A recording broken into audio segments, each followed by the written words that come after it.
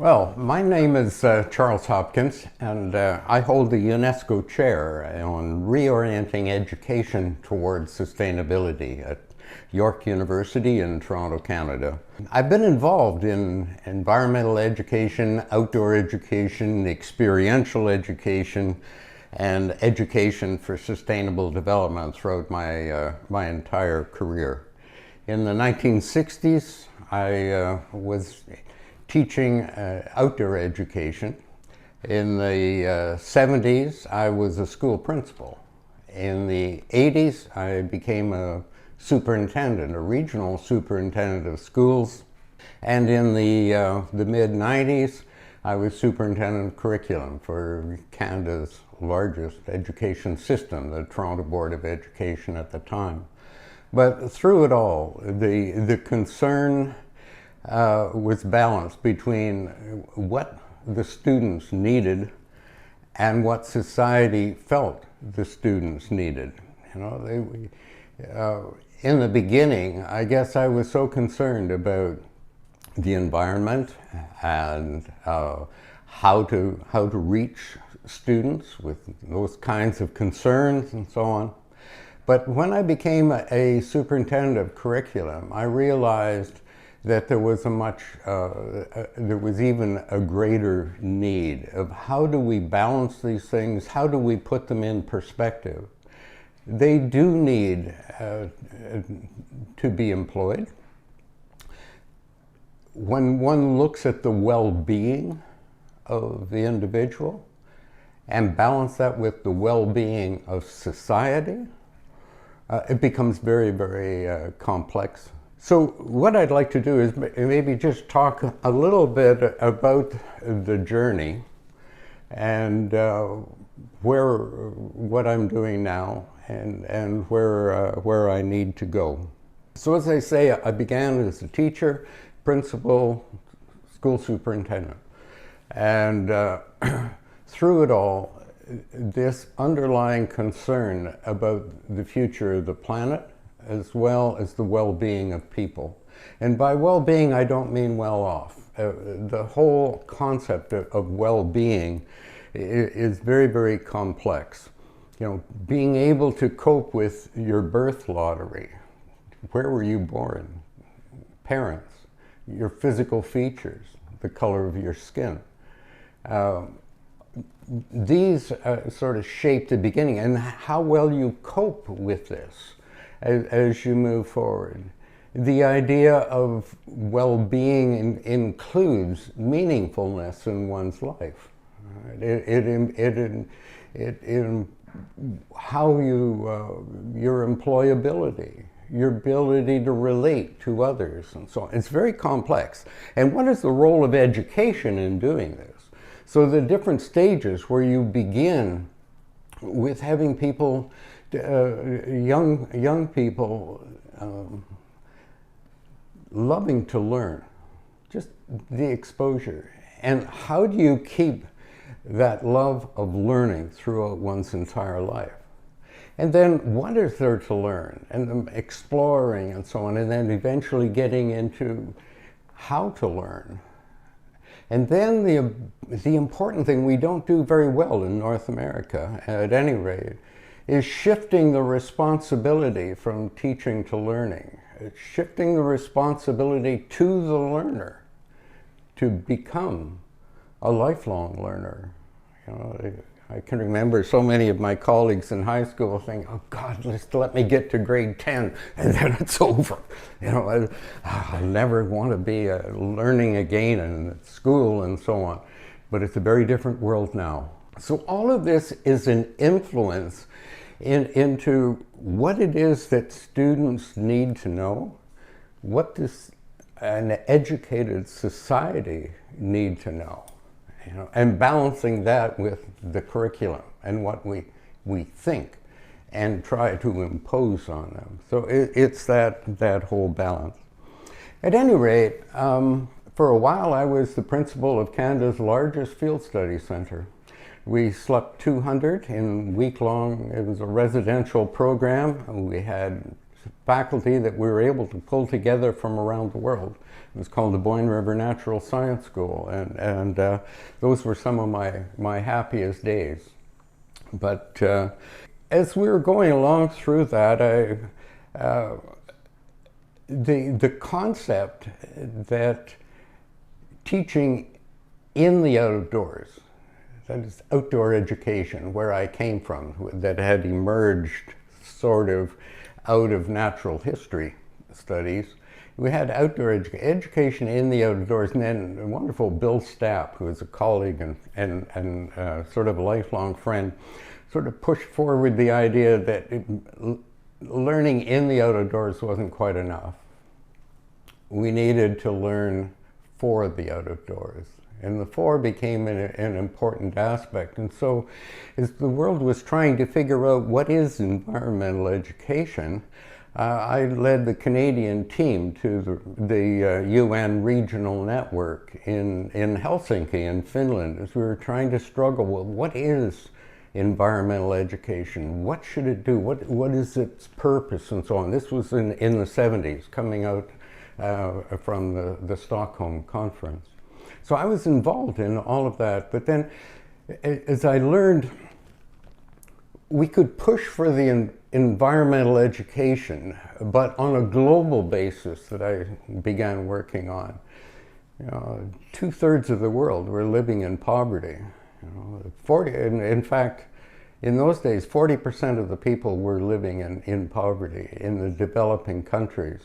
The developing countries really are the former colonies that were set free. That's where the developing countries came from, is the European countries set them free without any real resources or funding, and they had to struggle on their own.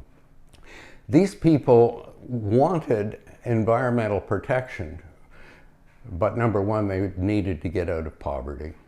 It's not as though they didn't care for their environment or love their environment. No, they did, but they were forced into abject poverty and shortages and so on. So they needed development. And so we saw that, and in the 1980s, there was this, how do we deal with the need for development, but development that wouldn't trash the planet?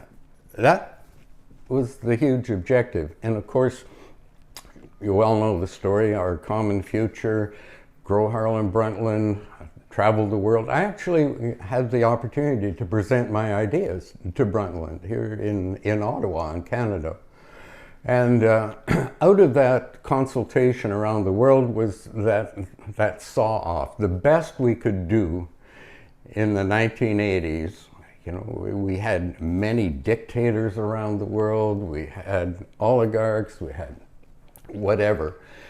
But to get the world leaders to buy into some sort of overarching framework, the best we could do was to come up with something that said, yes, development, we need that, but development that is sustainable, development that met the needs, not the greeds, as Gandhi says, met the needs of the current generation without impinging or limiting future generations from meeting theirs. So we came up with the concept of sustainable development, but what does that really mean? And it was pretty fuzzy. Sustaining what?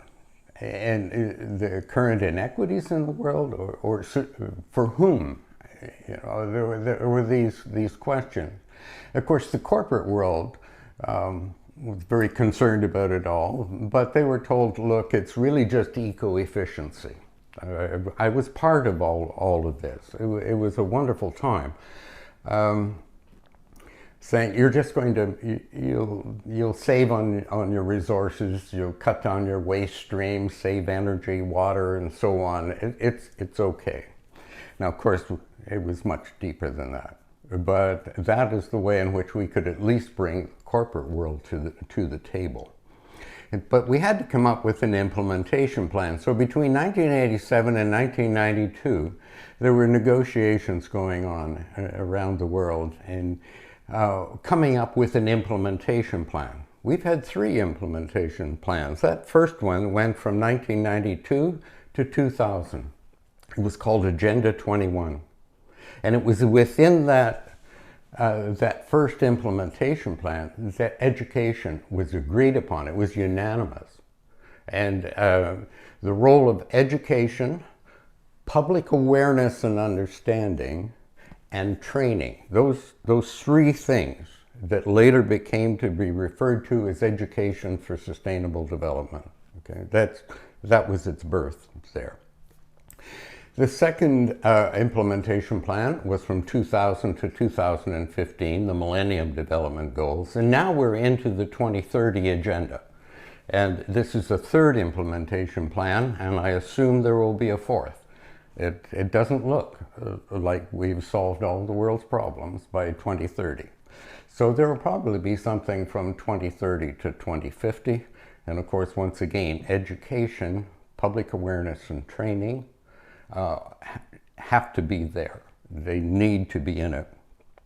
Let me just give you a little side story. When I happened to be there were about 10 of us that wrote the chapter on what is education for sustainable development. Education, public awareness and training, it was called. We met several times, and there were representatives from the private sector, the elementary and secondary education, higher education, UN agencies, UNESCO, UNEP, World Conservation Authority, etc.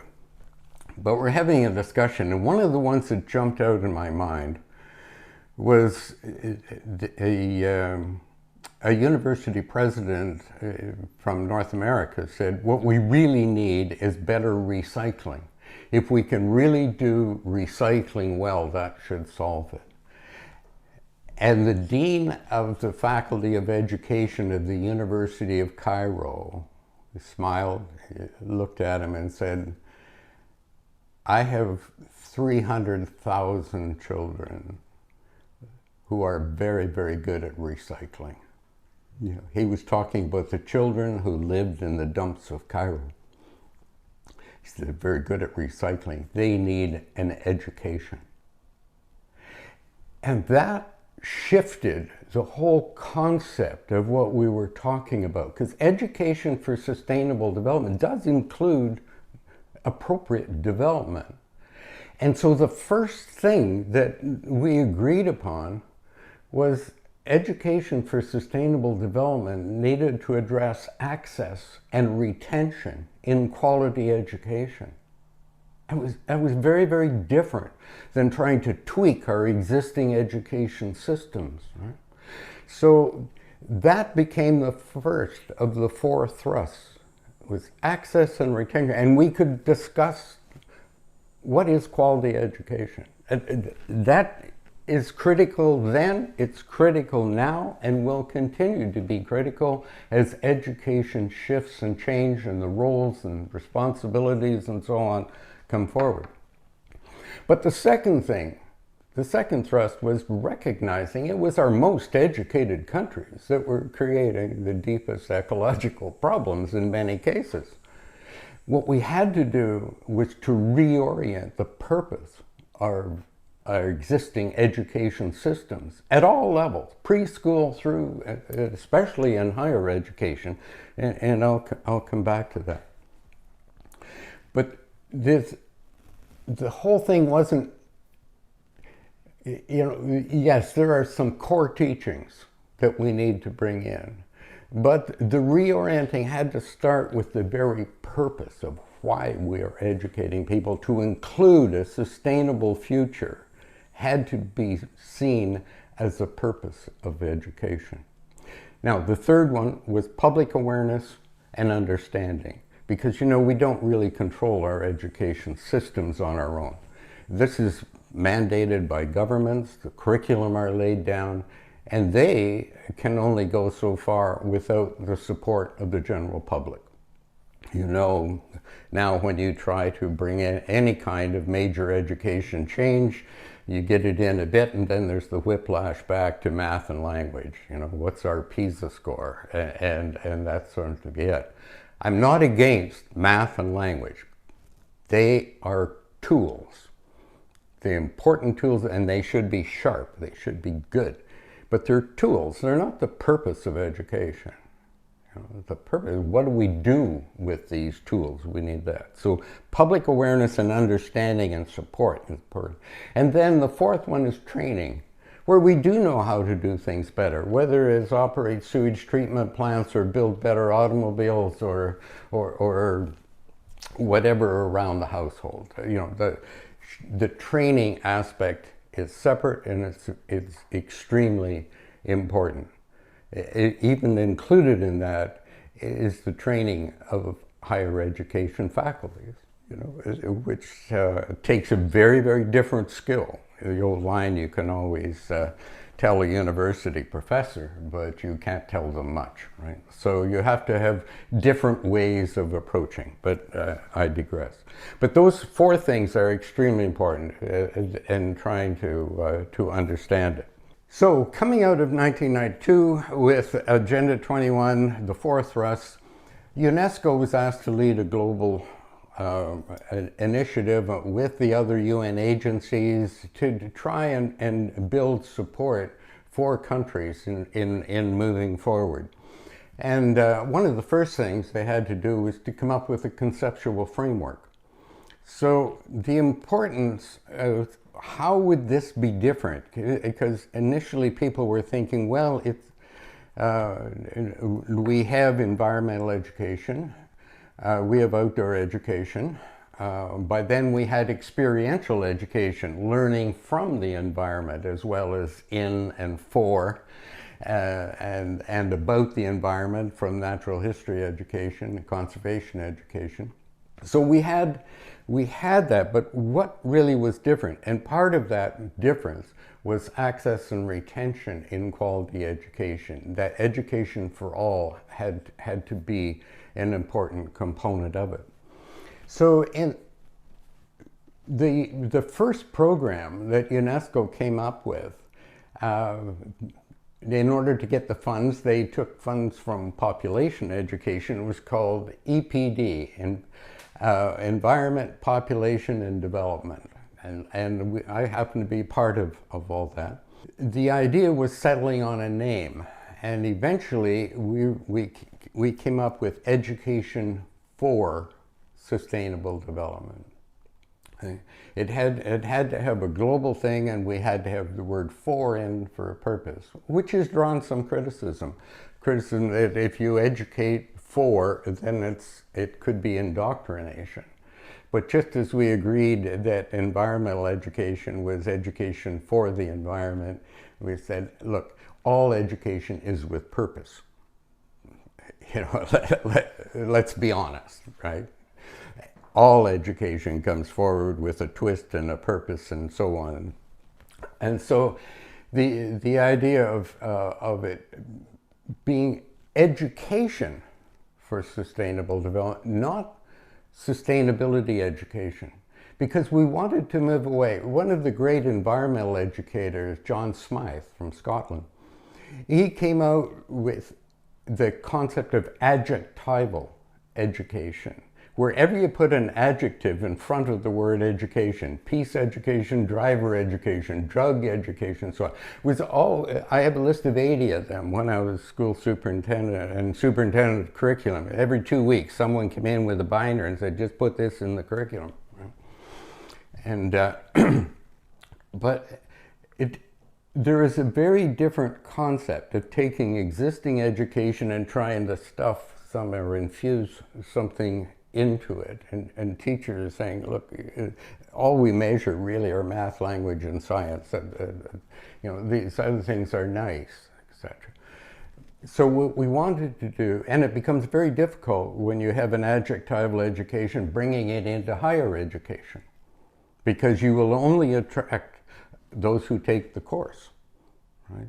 So what we wanted to do was to transform education. And we're calling for that now, again. That was the 1990.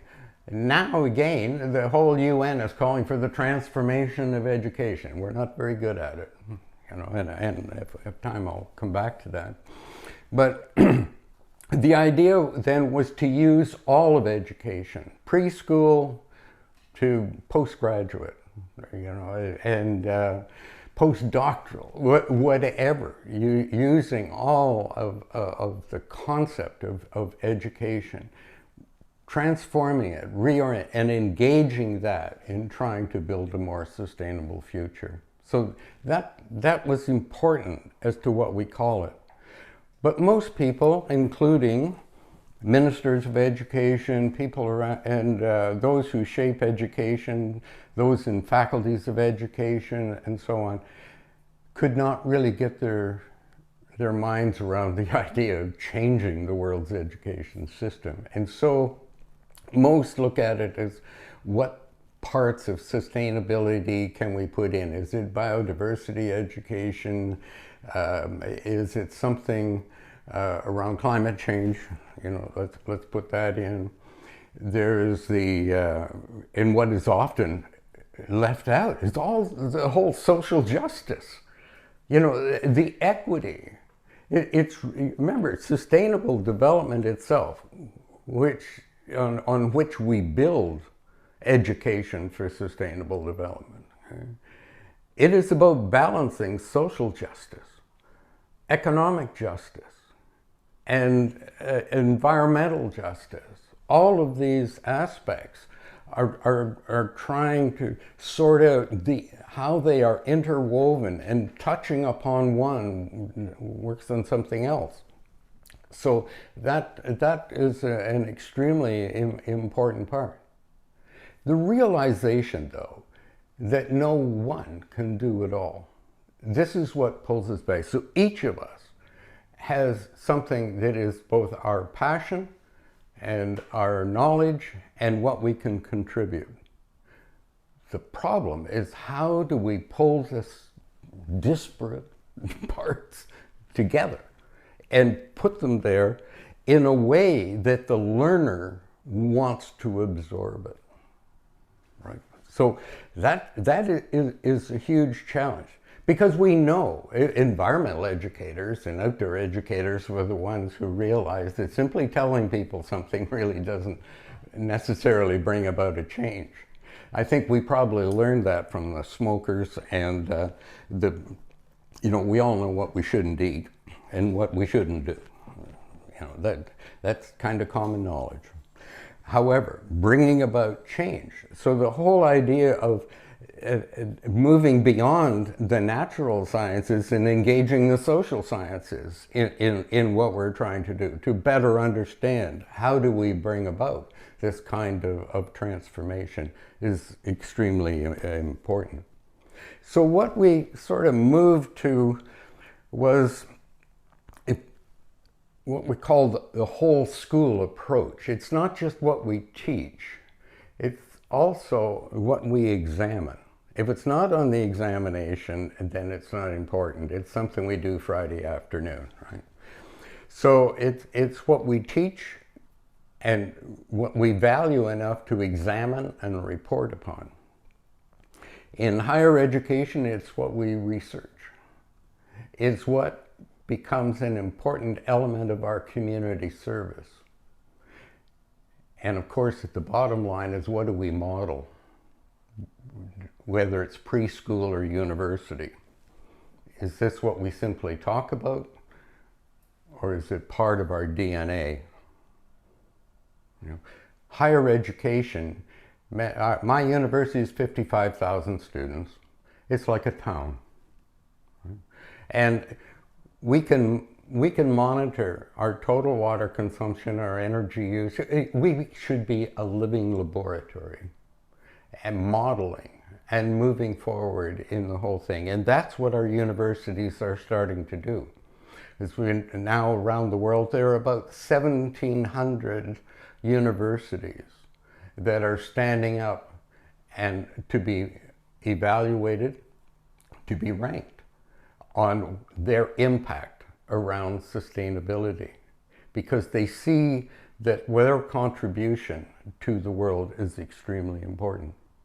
But how do you transform a whole university?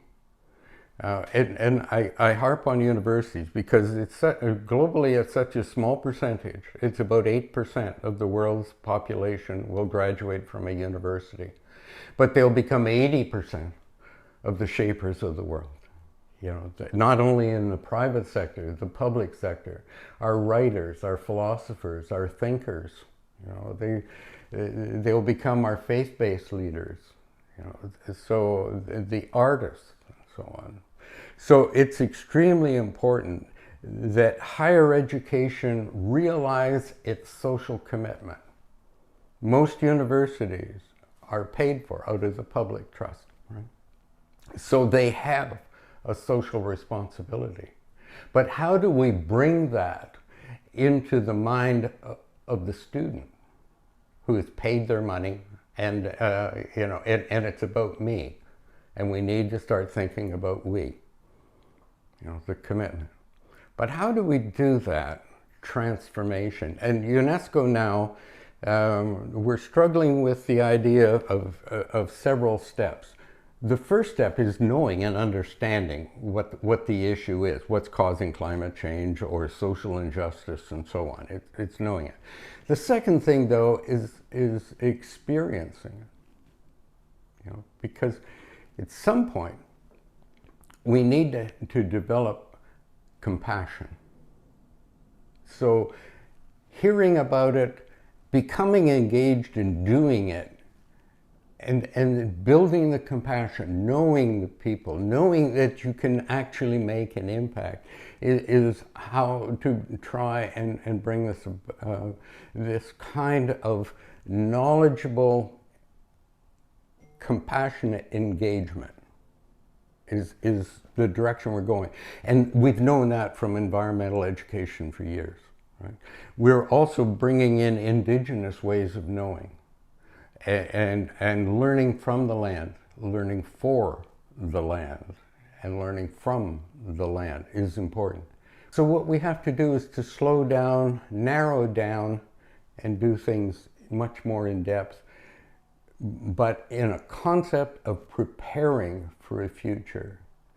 Whatever we do needs to be transferable.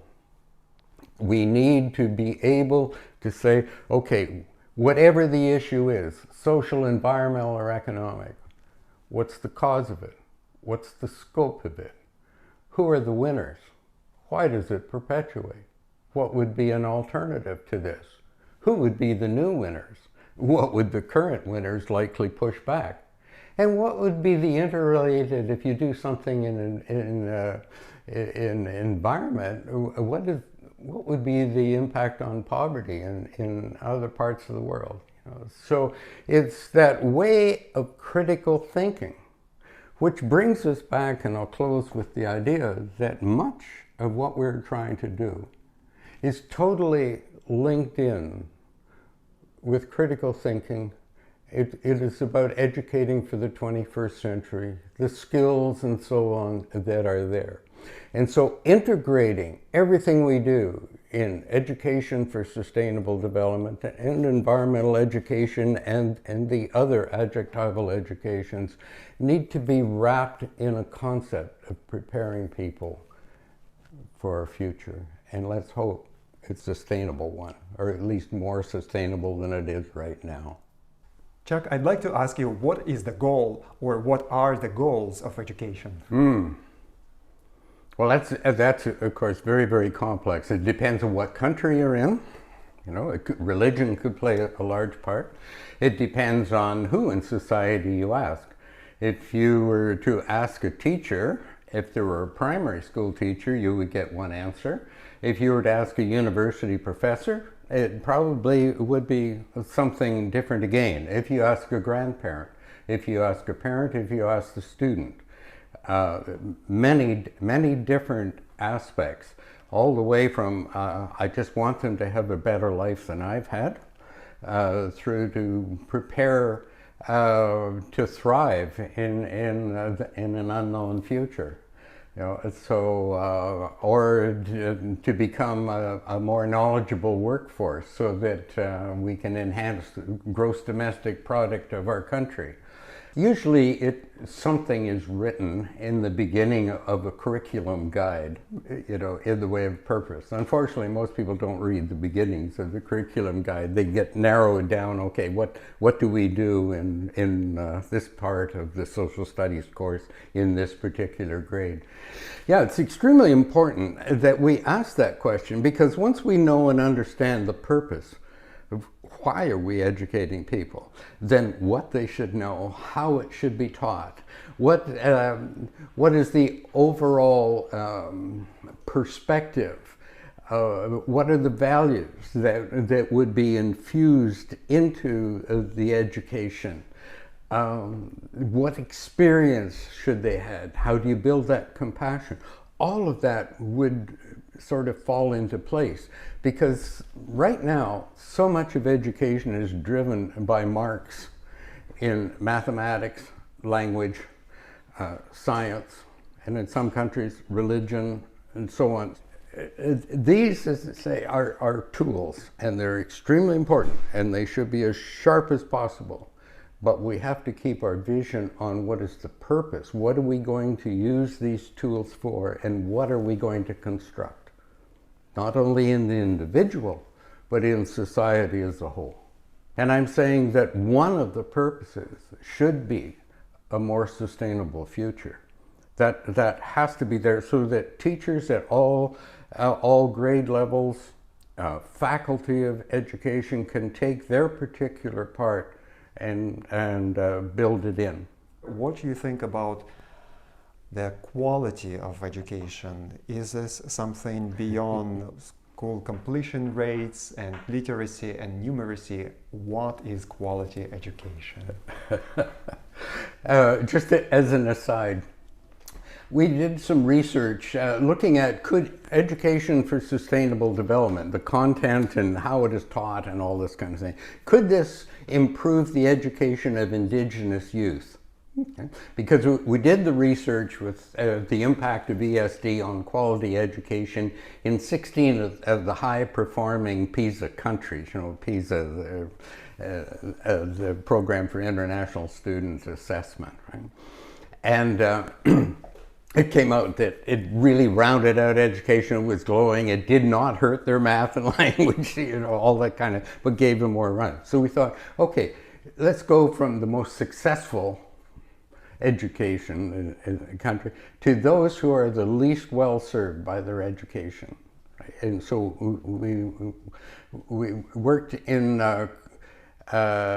28 countries with researchers and Indigenous. But the first thing was to find out, what did Indigenous people feel was quality education? And so we asked students, but we asked teachers, we asked parents, we asked the elders, and we asked the Ministry of Education. And of course it came out fairly differently as to what really was quality. So once again, it's that aspect of preparing for a future, preparing for the well-being of the future, the values and culture that underlie it, and then it got into another layer about infrastructure, about who were the teachers. Globally, teachers are not really, they're undervalued. Let's put it that way. They're undervalued, underpaid, often a lack of respect. I spent some time with a teacher from Togo who he drove, he taught a couple of hours whenever he could in order to get gas money for his motorbike, because he was a motorbike taxi driver. That was his real profession, because he wasn't making enough out of teaching. In another case, I have my name on a building in Nigeria, and it's a 2-hole toilet. This school of 500 had no toilets. And finally, they raised the funds to build a toilet. And I was invited to do the opening. I mean, at first, it's kind of humorous when I tell the story about my name being on this toilet building in Nigeria. But the seriousness of the infrastructure and what that meant, it meant that girls could now attend school as they got a bit older. Menstruation came on and so on. It was a profound change. In others, it's the amount of technical equipment, IT, you know, how can you actually have global competitiveness in trade and all of this kind of thing where this is such an unequal education, the preparation. That's why a key element that is often overlooked, that is not in any of the adjectival educations, outdoor environmental development piece or whatever, about access and retention in quality education is there. And so that question about what is quality is something that local people have to develop and design. What do they want? That's why I think in many countries, education is a state or provincial or more local level, but not to the extreme where a small handful of people can control things. There needs to be some sort of global standards. Mm-hmm. And now, while we try to understand different concepts, so going from education to sustainability, what is sustainability? Well, I think there's different ways of looking at sustainability. We have sort of the general concept. That's all we could come up with, that we could get world leaders to agree upon. And not just the world leaders, but different sectors in society. As I say, the private sector, faith-based groups, politicians, what they could sell to the general public. And so the concept of sustainable development moves along. There are some lovely ones. I love the definition of an African elder. Simply summed it up as enough for all, forever. Enough for all, forever. And what a discussion you can have on what is enough. What is enough? You know? And for all. Coming from an indigenous elder, you know, he wasn't just talking about his tribe or the people of South Africa, the people of Africa. People. He included all life, right? For all and forever, that intergenerational concept. I've switched it a little bit in my lectures to take in more of a Scandinavian concept of well-being. For all, forever, but the for all still including all life, you know, and then the complexity of what is well-being beyond being well off, but that bigger construct of well-being. Then what is well-being? Well, there's a lot of work that's going into trying to construct well-being. And it's one thing to come up with the concept of well-being, it's another to have that concept accepted in society as a whole, because usually it means a shift. And how do you bring about that kind of a shift? In some cultures, well-being is it's about things, possessions. And in other cultures, it's about experiences.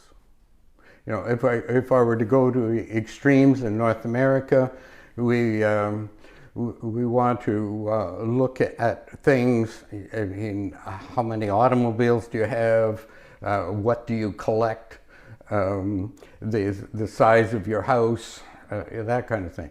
And home ownership is extremely important as a status symbol. In other cultures, it's more about experiences. It's interesting that there is a difference between income, the basic income that you need, and then you have some kind of income above that that is disposable. And how you choose to spend that disposable income. Is it on things? Is it on experience? You know, the arts, or you know, that kind of thing. That all sort of goes into this concept of constructing your own sense of well-being. If I were to go to the other extreme, the most prized possession that many Indigenous people have in Australia is their story. And they don't share it with others. It is their prized possession. Who knows their story? What is the environmental footprint of a story? You know, if we take it into our culture, a $50,000 boat and its operation, a $50,000 piece of art.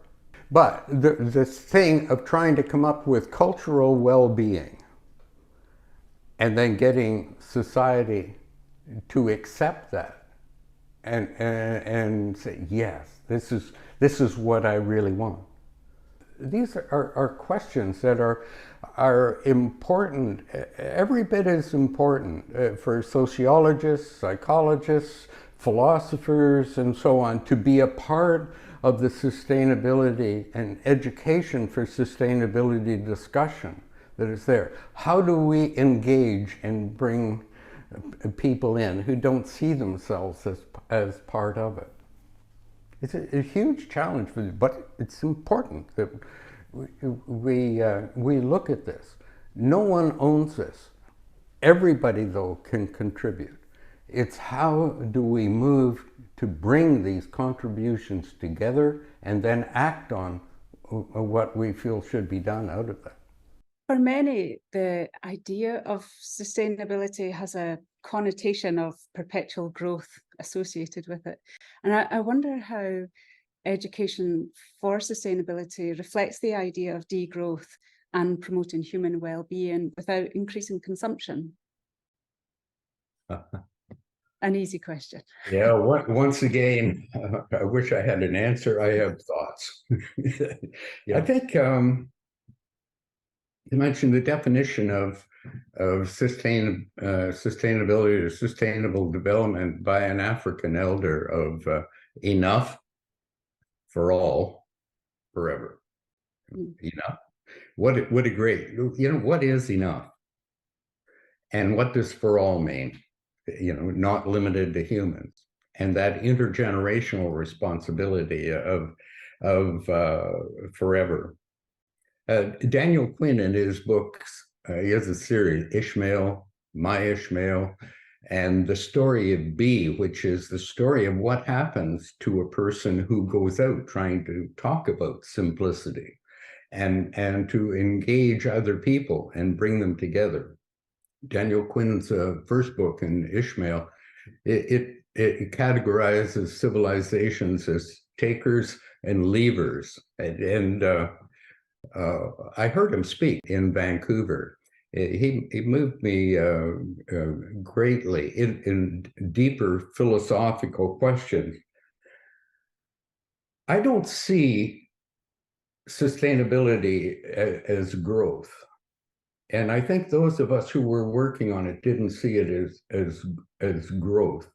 If it was growth that was qualified by its impact, growth that was its use, development in medicines and so on, okay? And it's developed by its availability to people in all settings. The term, you know, I've been around to the very beginnings of the whole concept of sustainable development and engaged really in the 80s through to now. At the beginning, the people who were really critical were largely environmentalists who were against the word development, developers, and their first response was much more along the lines of well, it's an oxymoron. You can't have sustainable growth. But they used the word growth. They didn't use the word development. And nor did they engage in an alternative. How do we address that 80% of the world's population that needed development? They needed to address hunger. They needed to address poverty, public health, education. They needed that, but there wasn't an alternative put forward. And coming up with a new vision, and instead it hurt things by bringing forward the idea that what we really needed was to cut back, give up, impose taxes. It was a whole negative concept instead of trying to say, okay, let's dig in and come up with a better vision and what are we actually going to do to address these social, environmental, and economic issues that are there. So an economist, Peter Victor, he wants us to get together, and he uses the term growing with design and not disaster. Where we actually come together and talk and try to figure out a just and equitable way forward. Now, the Scandinavian countries, I think the last I looked, there were 18 very high-performing countries that had developed and were thriving economically, but had tremendously cut back on greenhouse gas emissions and were rapidly moving in the right way, and it did not hurt them or the people who lived in them, for trying to move towards that way of developing sustainably. So it's hard. I don't think the term degrowing will help, or degrowth will help politicians in trying to engage people in moving to the windshield as opposed to the rearview mirror. What are your thoughts on whether education for sustainability in terms of goals, content, evaluation, whether that should be universal for everyone or localized? Well, I'm glad you don't say what are the answers, or that's your thoughts, right? And that's very important. Right now, I'm thinking that there should be some ultimate goals and ways of thinking, some important bits of knowledge and information is kind of universal. I really do.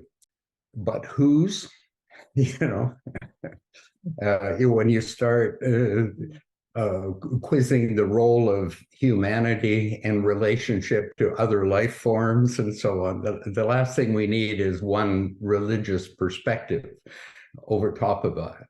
We have a goal of trying to come up with a sustainable, equitable future for all life forms. So an overarching goal. But how do we get there? And I think that's where we need to maintain the plurality.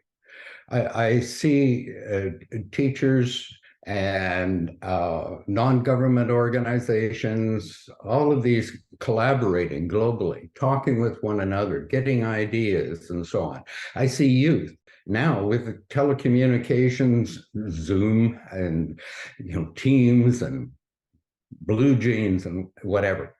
There are so many ways in which young people can talk about their particular issues and address them.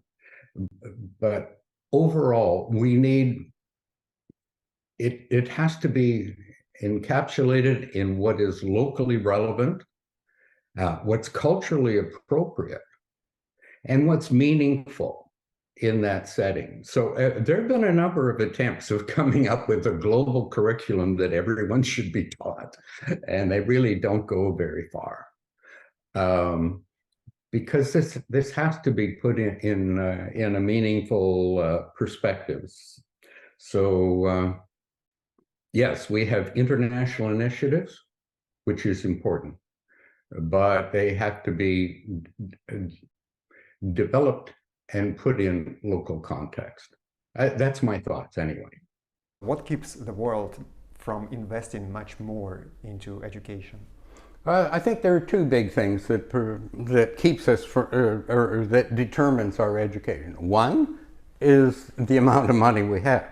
For many countries in the world, especially in Africa, 30% of their tax money goes into education, whereas in North America, it's around 2 or 3% of GDP goes into education. You know, so it's how much will the general population support is the other one. Who wants to pay taxes?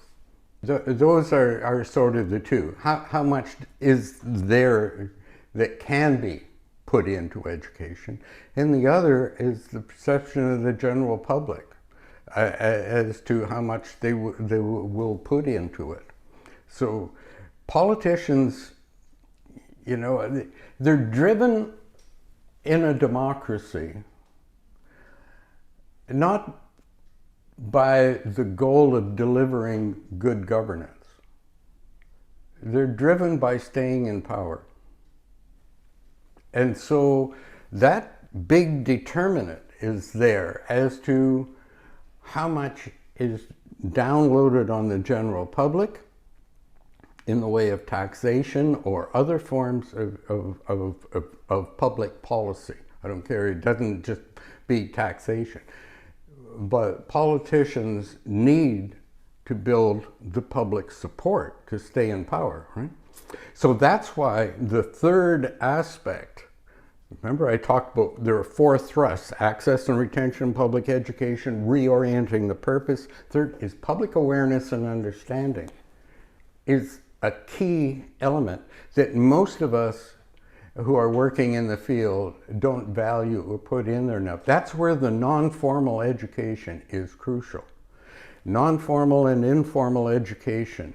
This is the aspect that builds the public support that will allow us to make the kinds of progress. Even what we teach in the school has to have some kind of public support, or at least not the anger of the general public. So that's these things all work together, and then the fourth being training. So we can train not just teachers, but our education leaders, the people in the Ministry of Education, right? I mean, these have their concepts as well. And not only the training, the discussion, and learning our way forward is crucial. And so now we're working with UNITAR, the United Nations Training Group. It's important in taking on the role, because being the UN, they can sort of have access to senior leaders. I mean, who's going to stand up in the United States and say, I'd like to train all the university leaders, right? So what we're working now with, through a joint program, UNESCO and UNITAR, is how can we support this transformation that is being called for by the UN Secretary General and by nations. It's not just the UN calling it. This is a concerted thing coming from world leaders, that if we are going to have a more sustainable future, key to it is the idea of engaging education. The only thing that has been agreed upon by the UN General Assembly as the key enabler of all of the Sustainable Development Goals on 3 occasions, 2017, 19, and 21, is education for sustainable development. It's the only thing that is the key enabler of it all. Not just education, but education for sustainable development that includes not only access and so on, but the reorienting of the purpose of education.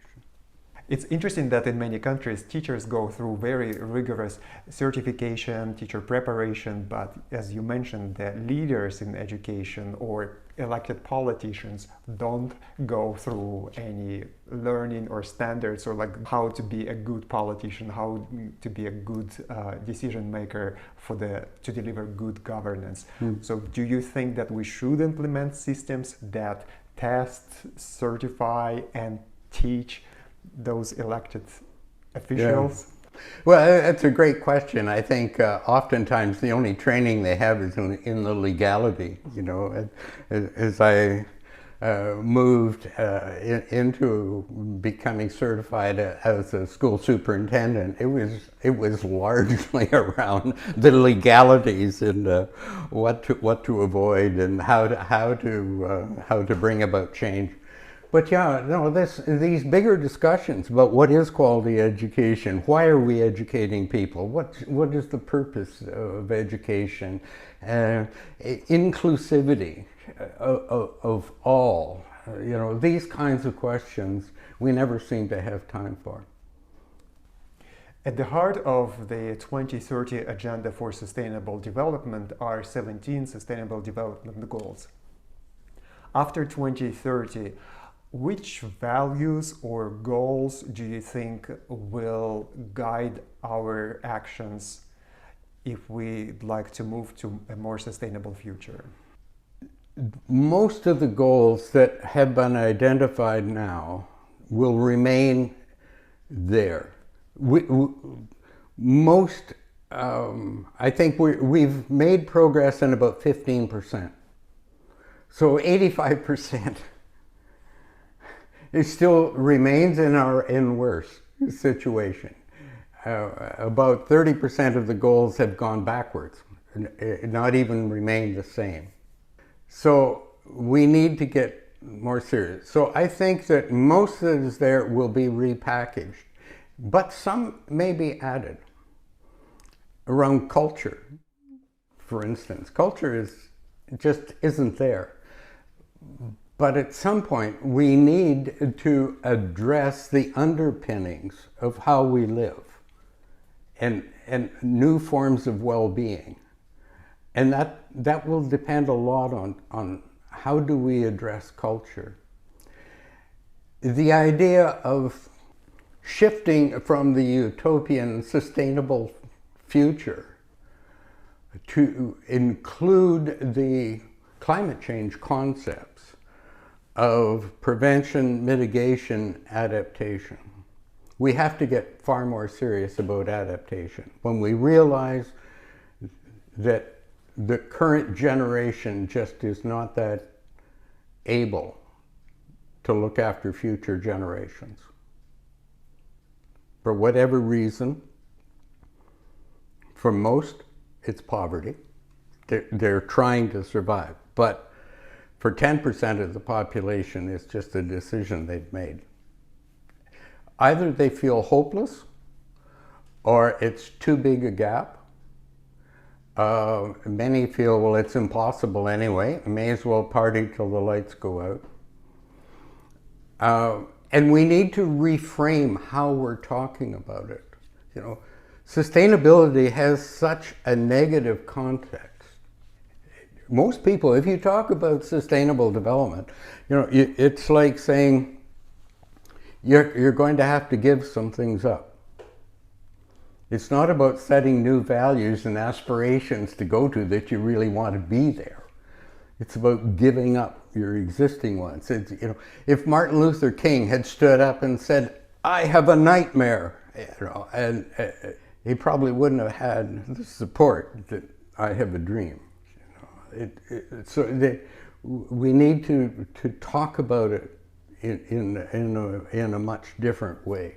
So after 2030, and that discussion is already beginning because it takes 4 or 5 years to negotiate what world leaders will agree upon. So yeah, I think most of what we're addressing now will remain, maybe repackaged. But we've had such great recognition around the concept of sustainable development goals. We had almost zero around Agenda 21. In Europe, it was pickup. It was all about local Agenda 21s. How do you bring these global goals down and localize them and bring them into the hearts of everyday living? That's a whole different story. So most will remain, maybe a few new ones, such as adaptation and resilience as a concept through the goals. And new goals, perhaps we'll be able to deal with population, perhaps we'll be able to deal with culture. So there will be some new ones, I think. And do you think that in the future, thinking about sustainability will care a little bit more about nature for its own sake as well? Yeah, I think that's going to be a huge leap. Maybe in the future. Who are we on the planet as humans and our relationship to the rest of life on the planet? That's fundamentally a religious and philosophical construct that I think we do have to deal with if we really are going to have a more sustainable future. There is a great deal of arrogance that is built into even the feeling that the concept of sustainable development, that we really can guide and manage the world. Try managing some of the storms and some of the natural disasters that we are causing and so on. But that fundamental question of, are we simply a part, another species on the planet with an attribute of being able to think and being able to forecast as well as look back? And we don't think most other animals can forecast so much into the future or know that much about the past. But you take a monarch butterfly, we can't even find where the brain is, and yet that monarch butterfly that is born out here in my garden knows how to find a certain tree in a part of Mexico to get back to this fall. There's so many things we really don't know and understand. So to set ourselves up apart to rule the world and to manage the world, as I say, is pretty arrogant and something we do need to think about. And then what about our connection to distant future generations?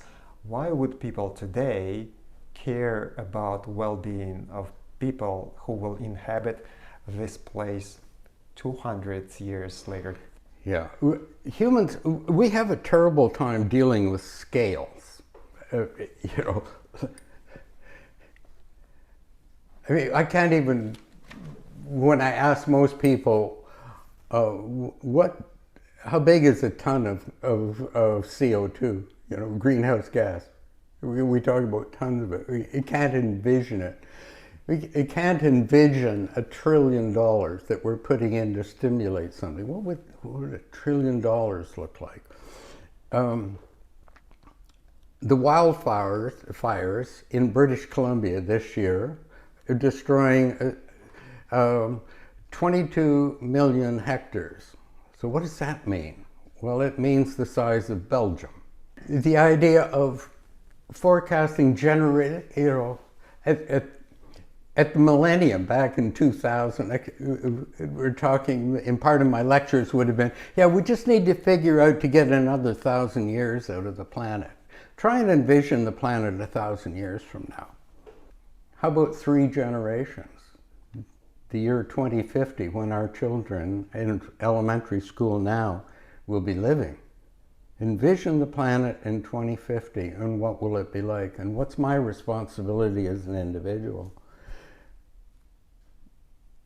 For some of us, we can take that seriously.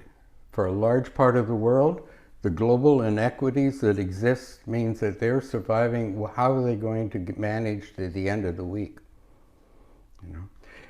And so how do we address these kinds of social injustices and economic injustices so we can address the environmental injustices. That's where the concept of sustainable development, that's where we're trying to head. We're not doing a very good job on it, but it's the best idea that we have at the moment that people around the world, our world leaders, agree upon and use it as an underlying basis.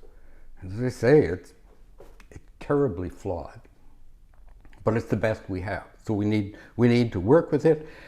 And where we really need to get people thinking, especially in higher education, is how do we improve it? What's after sustainable development? How can we improve? How can we address the injustices, critically thinking and planning and so on, and move forward? We need to criticize sustainable development greatly, but from a critical analysis, and how do we improve on it? Not to throw it away for nothing, but what are we going to build that is better? That's crucial. And what can we do as educators to criticize and to transform the normative paradigm of education that prioritizes economic growth above planetary health and social and individual well-being? Well, I think, first of all, we don't have a better model. This is one of the great problems with sustainability.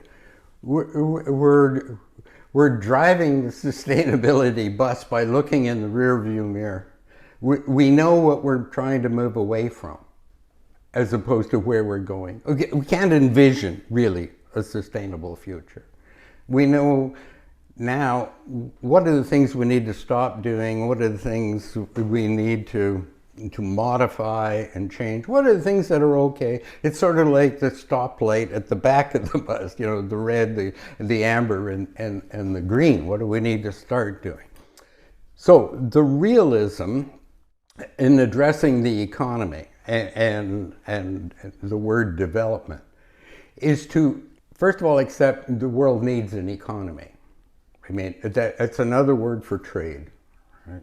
And I can't build an automobile. I have to do something in order, now that's saying I need a form of transportation, let's put it that way. And there are times, yes, when I do go on a plane. I have to justify, is the handprint, is that my trip, the handprint that comes out of it, bigger than the footprint of taking the trip? Okay. So we do need an economy, but what do we build it on? The concept of development, I just think much of what we're doing, think of the Model A as the first automobile. The emissions from that, you could smell them 100 yards away, okay? And the emissions from an electric vehicle. So the idea of development that is aligned with reducing the ecological footprint, addressing the social justice and who gets access to that development, and the economic development that comes out, the economic underlying justice of decent work and preparing it and so on. So driving a sustainable future as a goal, not only in education, but as a goal of life, of humans on the planet is important. And so if we learn to steer the economy along that line of reducing footprint and enhancing handprint, that is a start that I think we could get people to buy into. Because remember, coming up with a whole different pattern and trying to market it, no, and we need to move now. So we need to start with incremental shifts that people will buy into, and then have the discussions where the society wants to move further. When we first came out with the idea of collection of garden waste and for recycling here and food scraps from the kitchen and separating them out and collecting them through the municipality, They decided to run a little part of it as a pilot project. The whole city said, no, we want it too, you know, and it has taken off and it's really going. So separation of garbage and all the rest of it really went. If people see that it's useful, I think in their heart there is a value in wanting to look after future generations. But we have to address the impediments. You know, with public transportation, we have to rethink, make it convenient. In Europe, public transportation is the way to go. You know, and so we need to address what's holding it back, how do we do it, and so forth. Education for sustainability has benefited from better understandings of science and economy. In your view, what's the role of culture, of art, of traditions in defining education for sustainability? Yeah. Well, ultimately, again, what we want is informed, knowledgeable action. So the natural sciences, the physical sciences are great in supplying that basic understanding and what really is happening and delving into it. But information doesn't necessarily lead to action. So basically, what we need to, as well as the natural and physical sciences, we need to engage in the social sciences, the psychology, the philosophy, political science, sociology. They have a very, very important role to play in that. And in it, of course, the arts are so important. A visual can engage us engage us far beyond 100 pages of a journal, right? You know, we have to be realistic. The stories that are part of one's culture. Let me give an example. I was visiting a school for indigenous youth in the mountains of Taiwan. Okay. And as I went up to the entrance of the school, there were two pillars. On one pillar was a big black bird, a sculpture on top of it. And on the other one was a toad. And so as I went in, I was talking with the principal and I asked him, and he said, well, it's best perhaps if one of our students, he said, I have a student who speaks some English and she can explain it to you. So this young girl, I think she was a grade 3 or grade 4, took me out and stood me in front of them. She wanted the context. And she said, you know, when the blackbird originally was an extremely beautiful colored bird. But when humans came to Earth, the animals felt sorry for them because they really couldn't do anything very well. And so they thought the greatest gift they could give them was the gift of fire, because that way they could preserve food and so on. So she said, this beautiful bird volunteered to go to the volcano and get some lava and put it in its beak. And it came back and it was all blackened, it was burnt, the feathers, the bill was black and so on, but it was a sacrifice for humans. And the beautiful frog decided that it would do the same, and it put some lava on its back and it burned it and the blisters and everything on the toad. But it was a gift to humanity. And she said, you know, the animals have looked after humans for thousands and thousands of years, but now we don't look after the animals very well. And we must remember that. And, you know, that kind of embedding of a concept through a story. So the visual, the performing arts, moving from passive engagement. I mean, some of the movies that we see, they really stir things up. But once we move to actually engaging, I know that when we did a huge review of curriculum here in Toronto, we found that it was one of the most important things we could do was to introduce more drama and dramatic arts, because that really engaged people and it got them thinking of new alternatives, new ideas, changing perspective, exchanging roles and debate and so on. Because a bottom line is that, well, we really need to come up with a positive vision of where we're going.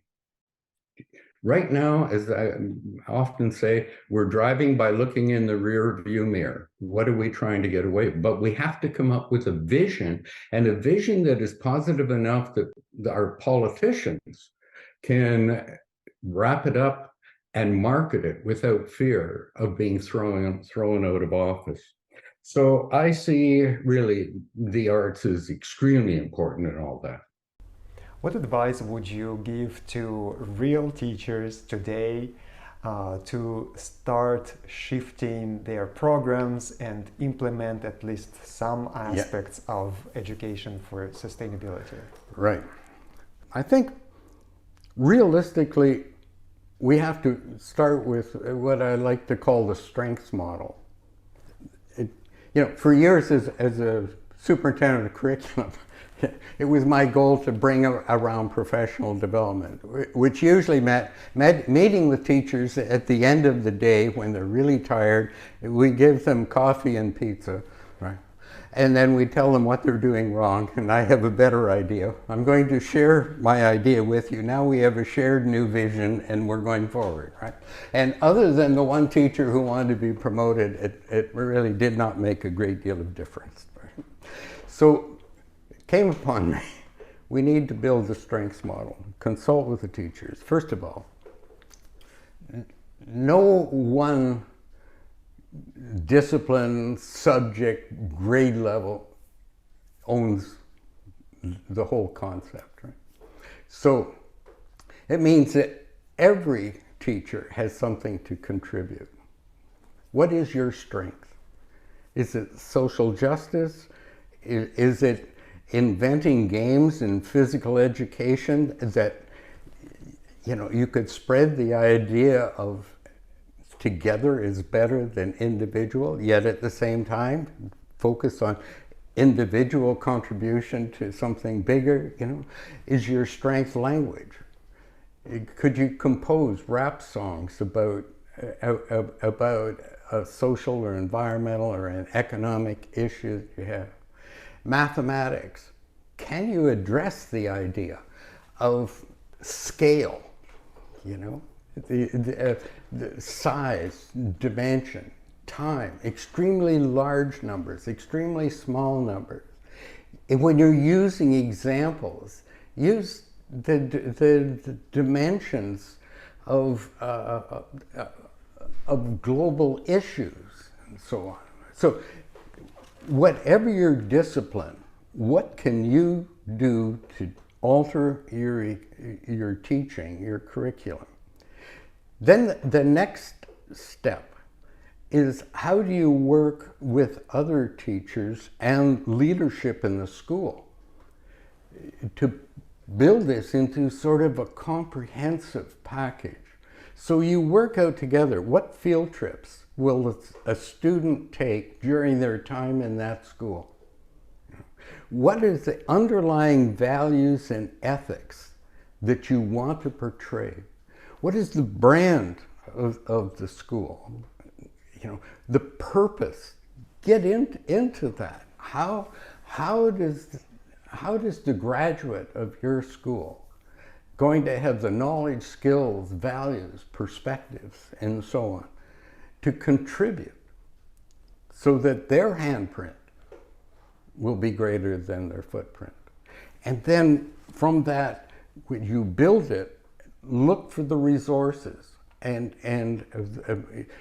because the change needs to be led up but resourced down.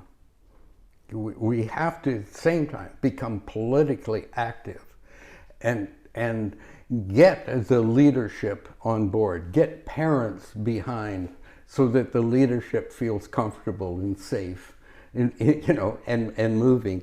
And slowly we construct this little snowball that can go forward. But it all starts with an individual teacher's strength, and then building with others and bringing about that kind of change. And when better models are there, other people will be attracted and it'll start to move. And we have many good models around the world. Teachers are not alone. There are hundreds of thousands of teachers who want to move on this, because in their heart they know it is the right thing to do, and do want to move. And then going from formal school-based education to non-formal settings, what are special strengths of community-based non-formal spaces of education to promote learning for sustainability? Yeah, we talk about a whole school approach. It's a whole community approach that we also need. I remember when around the year 2000, and we started thinking about the UN Decade of Education for Sustainable Development, which ran from 2005 to 2014. But like everything, we started preparing for it in 2002 to bring it in. And as many good things start over a beer. The rector of the United Nations University and I were talking about the disappointment we had in the progress that was being made by countries negotiating. We'll give up this, you give up that, and so on. We said, gee, if we worked at the local level, you're not negotiating, you're just coming together to build a more sustainable community. And if we could bring together the sustainable development communities, now suddenly you have a region, and then, and build. And so the idea was, what would be university's contribution, being the rector of the United Nations University? And so the idea emerged of bringing together two big groups. One group being the educators, the influencers in the community. Formal education, non-formal education, informal education. Okay? So it would be the university, yes, but school systems, the NGOs, whether they were social or environmental NGOs, etc., zoos, botanical gardens, these people who have message, faith-based groups, extremely important. So this collection, together with the people who know what are the sustainability issues in your community now and what's likely to come. So whether it is researchers, urban planners, the private sector, whatever, the people who know, how do you get that up-to-date, local, relevant information into the hands of these who are the educators in the community? How do you bring them together to try and bring relevant, locally appropriate knowledge in and facilitate engagement? Remember, it's just telling them isn't enough. We need to tell them, engage, and do something. Become empowered. Give them the skills of how do you actually lobby? How do you bring about change at the community level? This is important. And so we started with 7 around the world, what we called regional centers of expertise in education for sustainable development. And now I believe there are 183 of these around the world, where people come together. They're still an initial concept. Usually they are not well funded, but they are clusters of people who come together, build relationships, a common vision of a more sustainable community, and pool their talent, their sometimes resources, and come up with a collective message that the general public and students, that they hear this united message. So they don't just hear it in the classroom and it's for the exam. No, this is what they live, they feel. They hear this message forever, and they have the feeling that they can actually do something about it. It's a beautiful concept, because one of the biggest hurdles to overcome is, how do we localize the SDGs? How do we take these big global concepts that are negotiated and bring it down into tangible things that a teacher or a non-government organization, a worker in a field study center, in a zoo, can do different on Monday morning? That's what we need to work on, and do it wherever we can collectively, and make our handprints bigger than our footprints. It seems like states are pretty dysfunctional in promoting sustainability. And do you think that we should delegate more power and decision-making to cities, neighborhoods, non-profit associations, or regional centers of expertise, and this civil society in deciding where to allocate resources, how to transform education? Yeah, I think the real contribution of the regional centers of expertise is in building public understanding and awareness, whether it's through students really learning and influencing parents and forming their own values. What am I going to do, in the rest of my life? And so remember, these centers, they are not going to undertake changing sewage treatment plants and the hard. They're the soft influencers, the knowledge, the understanding, building the awareness. Hey, this isn't an issue that is there, and then having them giving them the knowledge and skills to become community active in their community. How do you come together? How do you lobby? And then turn it over to those with the expertise of actually bringing about the change. But at least the regional centers of expertise sound the awareness, build the understanding, and create the momentum for change. That's important. It again is a key enabler in bringing about the building of more sustainable communities, is that initial stage of awareness, public awareness, understanding, and building the groundswell of collaboration. You just mentioned lobbying, which this brings me to the idea of civic engagement and democracy. Do you think that these ideas are crucial to promote sustainable future? And if so, what is the role of education in promoting civic engagement and democracy? Part of more recent developments is the uniting of education for sustainable development with global citizenship education.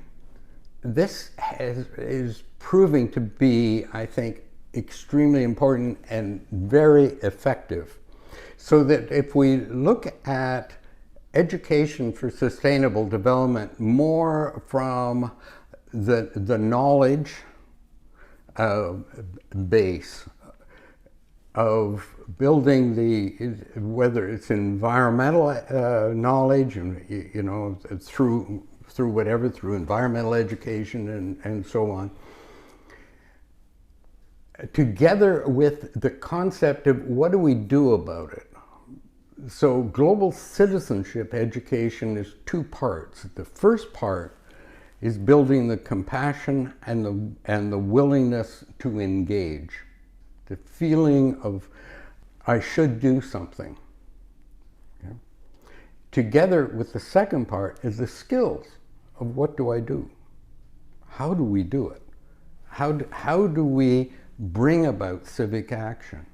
So if you have the knowledge, build the willingness and the compassion with the skills, that becomes much more of a package of being informed and engaged citizens. That's sort of where we want to move towards, and that would be hope. And the nice thing, like from environmental education, we have the old triangle: to know, to care, to act.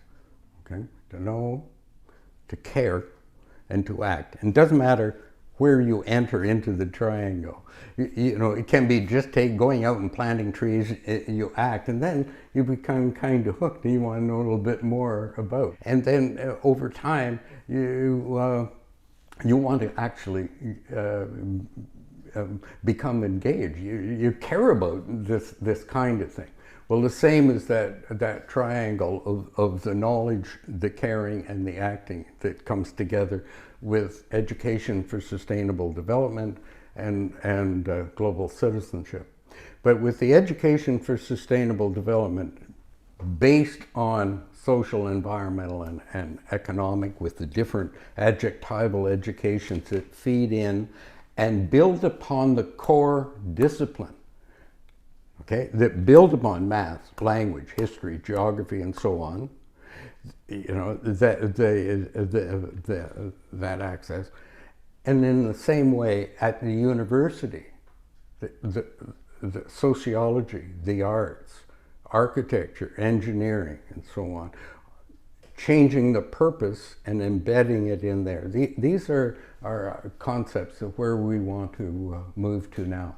Given that sustainability is not a goal, but a process, what approaches or methods should we use to evaluate the success of education for sustainability in schools or non-formal settings as well?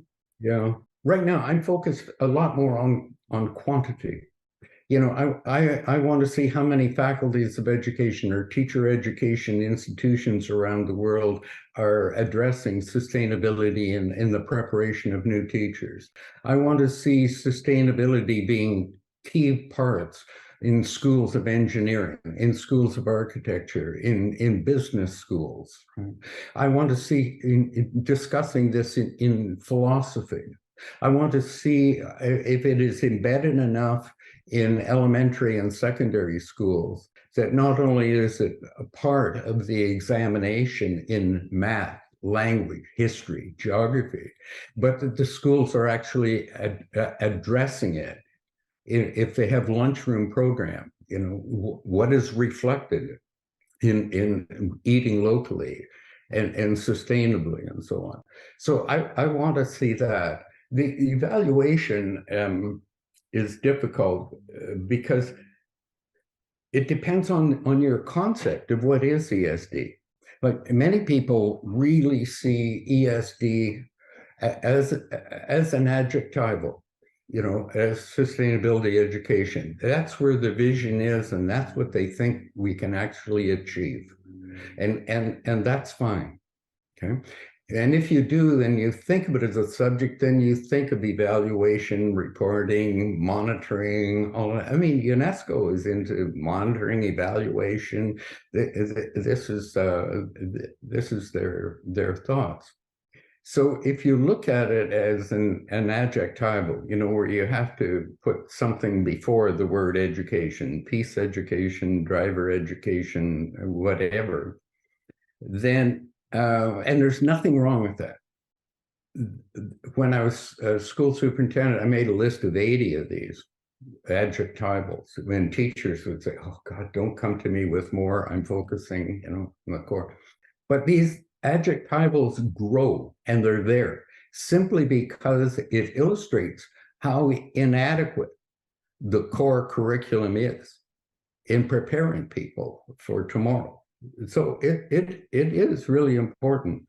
And so again, it's a strange answer, but at the moment, I'm more into quantity. Let's get it out there, and then let the educators and the learners decide on what is relevant, what is meaningful, what really engages them to the point of action, what builds the compassion and the lifelong approach, and what is working. But I think at this point we're still, let's get it out there. Now, we do know from research that ESD approaches, seeing it as a purpose and embedded in the core and the adjectivals that are put together to suit that local education system. We do know from research in 18 of the high-performing PISA countries, and as the other extreme, from at least 50 settings of indigenous education where the indigenous youth were so poorly being served by their education systems, that embedding ESD in there, not only did it not hurt the learning of math and language and history and so on, but it rounded out the education. And parents, educators, and the youth themselves felt that the content and the approaches that were used to link them with the land and with the urban setting and with one another, and that essence of doing something meaningful, not only for themselves, but for others, where others is more than humans. So that's where I think the role of ESD is in improving overall education quality. What is the role of universities to enable all people who get higher education, no matter which major, to become ambassadors of sustainability, no matter what career they pursue in the future? Well, more and more universities are rising up to a sense of responsibility. What's in it for the university is reputation. It's a sense of serving an importance to the community and to the future of the planet. It aligns with the overarching goals of universities in not only teaching and learning but community service and so on, but the recognition of the importance of universities being there at the sharp end of the spear, at the pointy end, in trying to create a more sustainable future with the ideas and the vision shaping, as well as the knowledge, talent, and the values that build the shaft of the whole thing. Now, how do we do it? So some universities are taking the approach that every graduate, anyone who attends, in the first year, the first 2 weeks at the university is teaching about a more sustainable future. So all of the professors, or many of the professors, are involved in that first 2 weeks of orientation, or 1 week or 2 weeks. Other universities are trying to look at how professors can embed it, the role of their particular discipline. Is it relevant at all towards creating a more sustainable future? How is it relevant? Okay, and what should their students know, be able to do, and value enough to act upon when they graduate, and embed that into their examinations and testing. In others, they go beyond just the teaching and try and bring purpose to their research of what are we contributing to a more sustainable future, and report on that. What are their teaching, their contribution, and so on. And others, say, are entering into ranking schemes with Times Higher Education and Q rankings are bringing forward this Sully test coming out of France, is a ranking system where they go in and universities can apply this and see what the shift in their students' knowledge and understanding across all the disciplines and faculties. So universities are moving, and it's a great thing. Quality education is an important goal for any educator or teacher. So I'm thinking of quality education in terms of the Sustainable Development Goals, and Sustainable Development Goal 4. In your view, are there one or two other SDGs, Sustainable Development Goals, that teachers should pay attention to today? And if you do think there are others, why do you think that?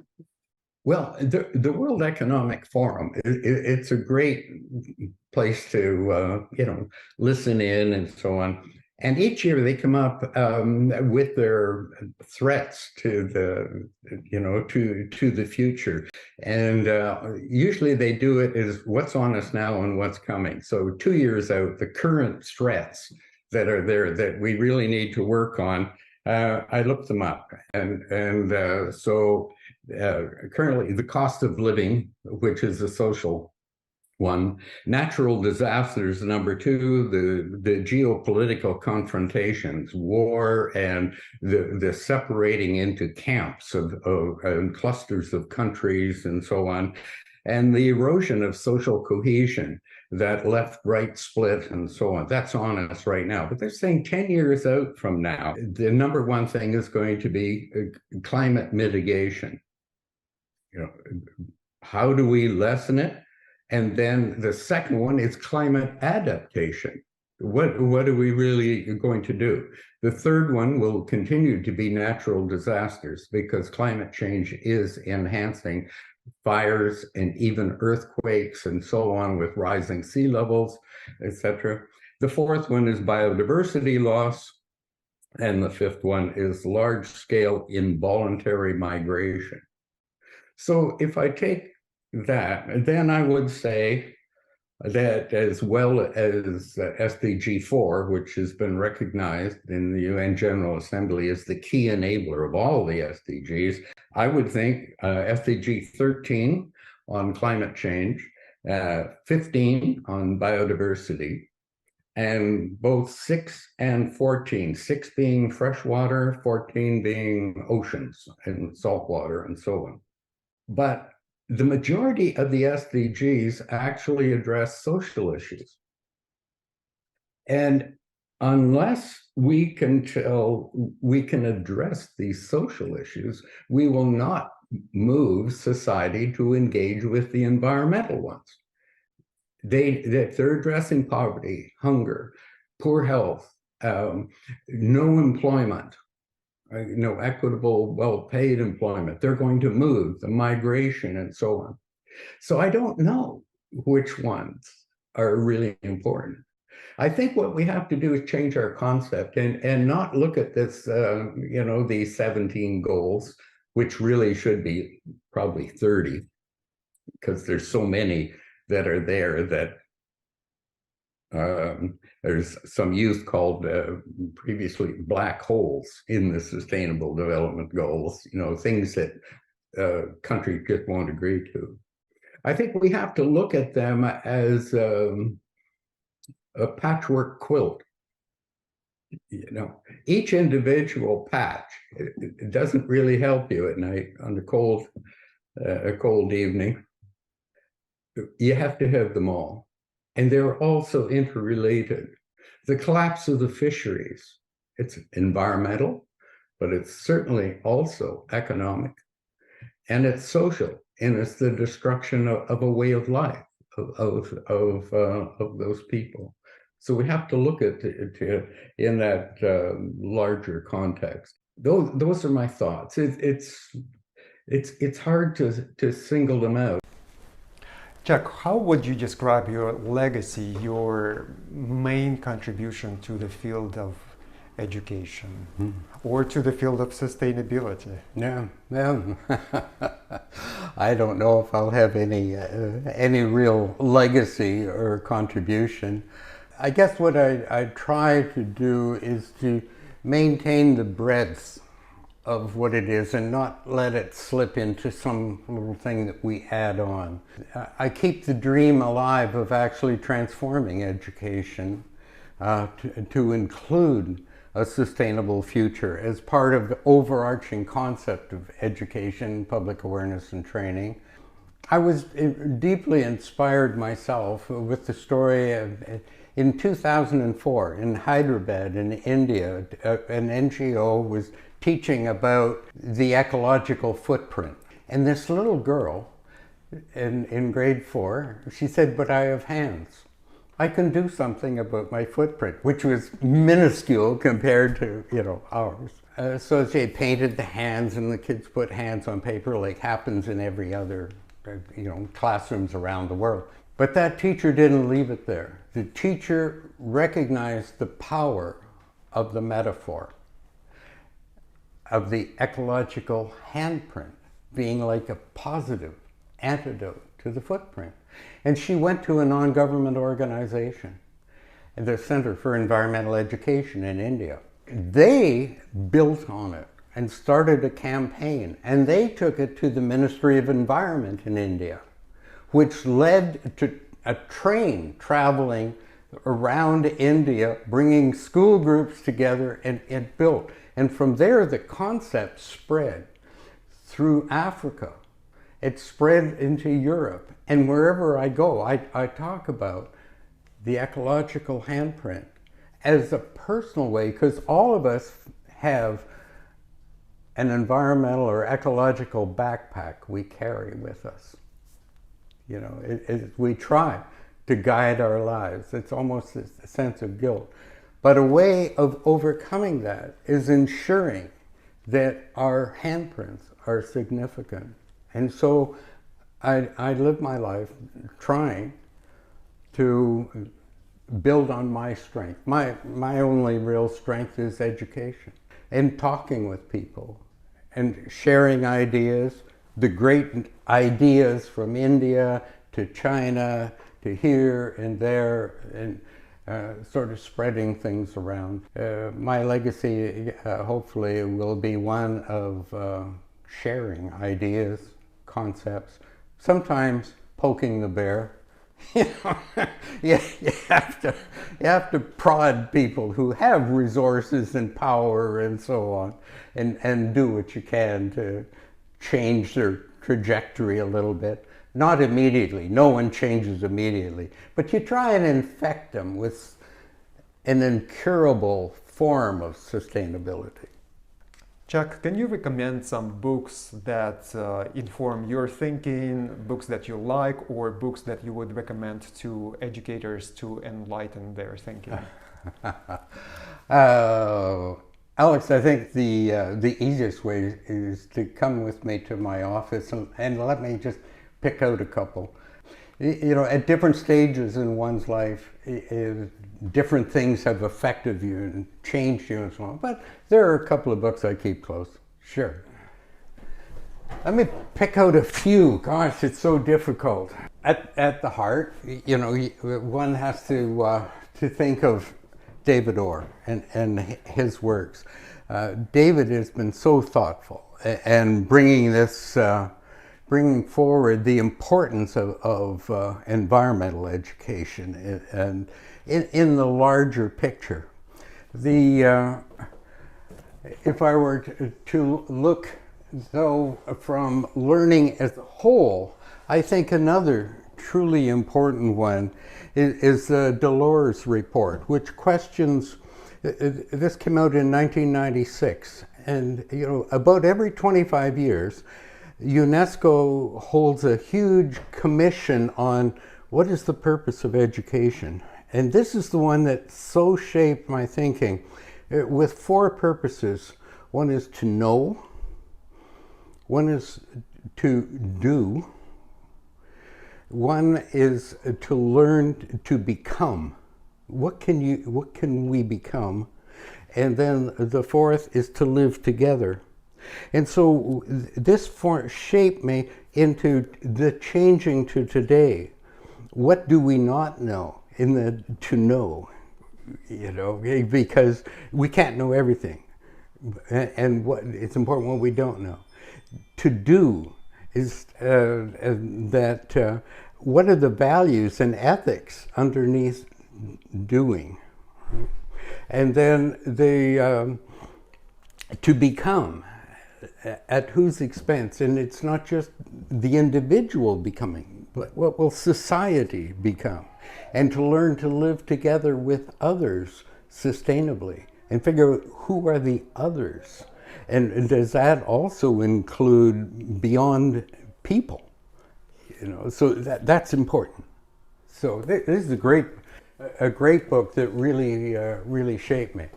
Now, another one, of course, that shapes me is the Brundtland Report, Our Common Future.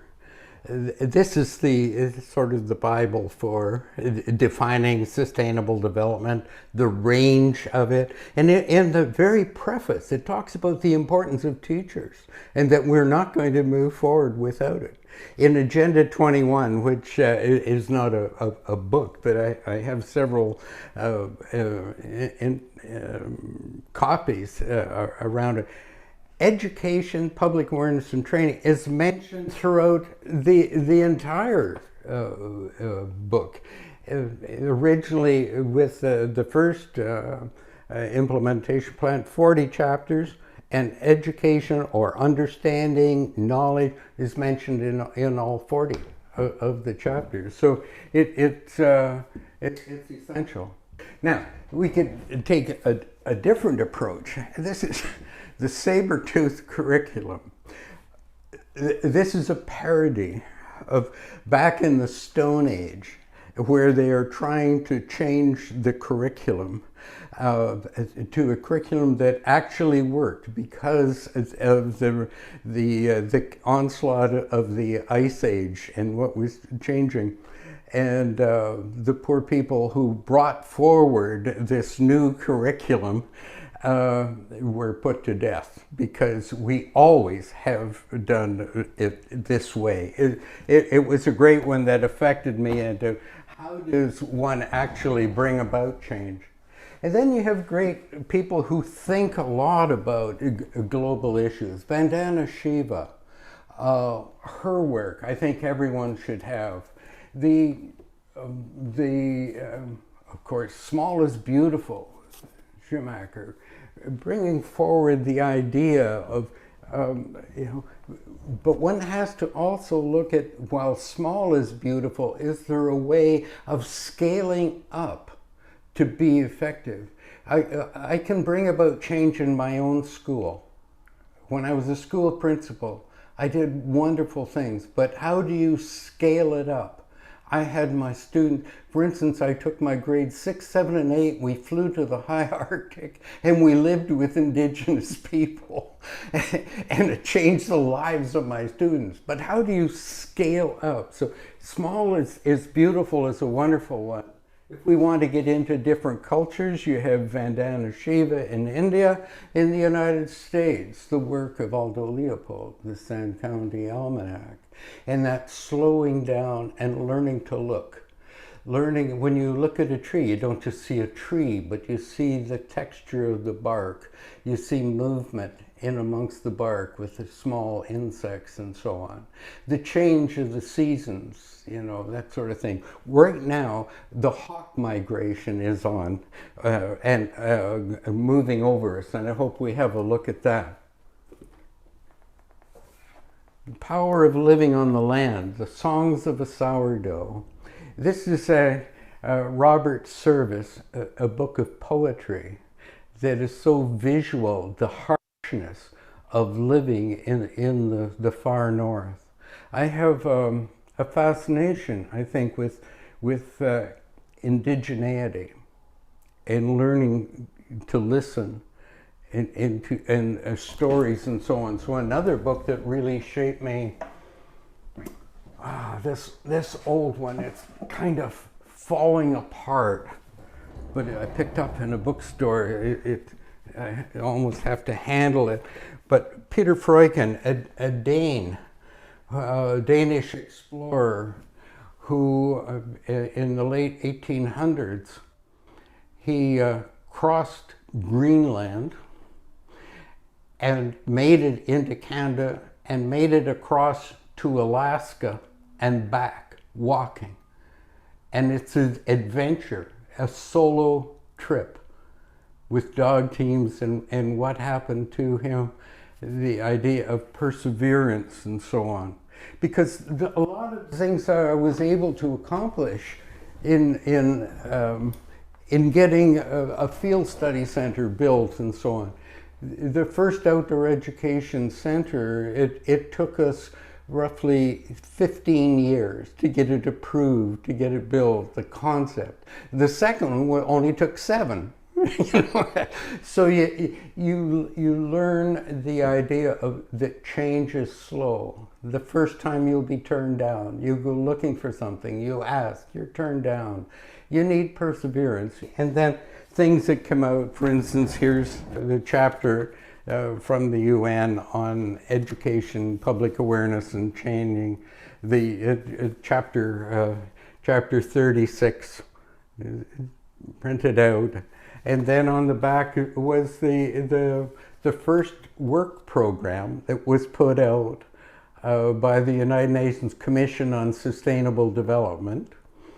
And in that work commission is addressing teachers. How do we build the concept of education for sustainable development? How do we move forward? And we're still struggling with that now. It's complex because education itself is complex. And you know, education is one of the few in the world, few institutions for which there's no real built-in product renewal.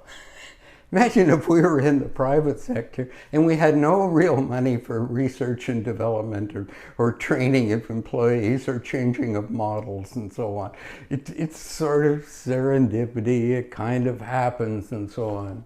You know, but now we really do need a major retooling that is led by educators, but with engagement with society, because we have to, as we move, bring along public and support.